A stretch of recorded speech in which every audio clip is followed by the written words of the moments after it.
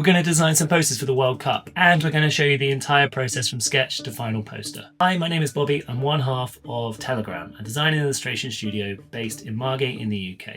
Now, we don't watch a huge amount of football. In fact, it's pretty much once every 4 years that we'll get football fever and throw ourselves into the World Cup. Stickers, wall charts, and we do sweepstakes, and we watch as many games as possible. And with England's game 2 days away, why not set ourselves a project to do some personal work based on England and their campaign in the World Cup.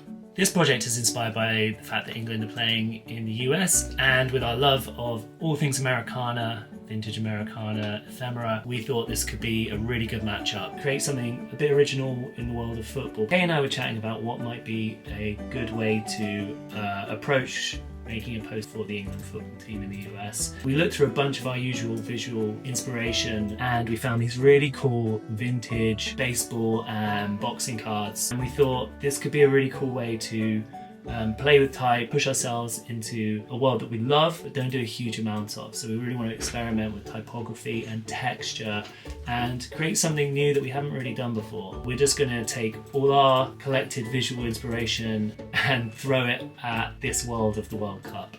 Kind of see what comes out. We don't really know how this is going to go.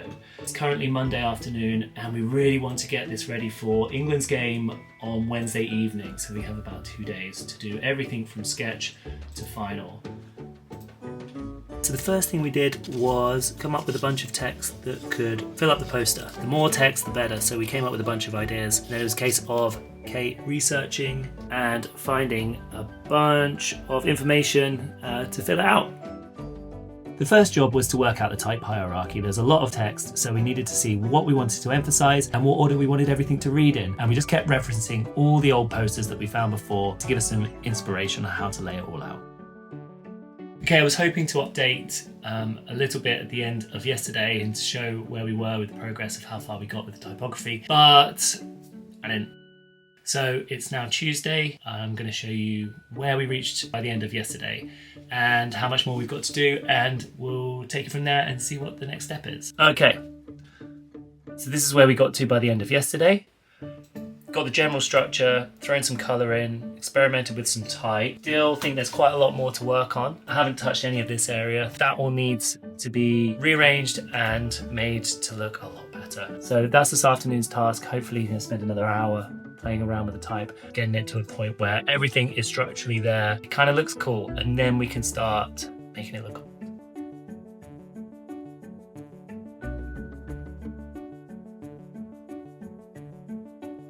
Okay, so we finished the layout. All the type has been set, and we're at a point where we're really happy with the layout. It says everything it needs to say. All the balance and the weight of everything seems good to go. So I'm going to show you the vector version before we move on to the final stage, which will be texturing it and making it look authentically letterpressed. But we'll get to that in a minute. Okay, here's the final vector version, all typeset ready to go before we texture it. The hierarchy of everything should read well. And now it's going to be time to take all of this, throw some texture at it, and make it look old. We've done so many different ways of doing texture over the years to make things look like they're screen printed, to make them look like they're old posters put up onto walls. So many different ways of doing texture. For this one particularly, we're going to use Retro Supply Co.'s American Wood Type for Adobe Photoshop plugins, and we'll show you a little bit about those and what they look like and how everything looks at the end, because it really does make a difference to that final design.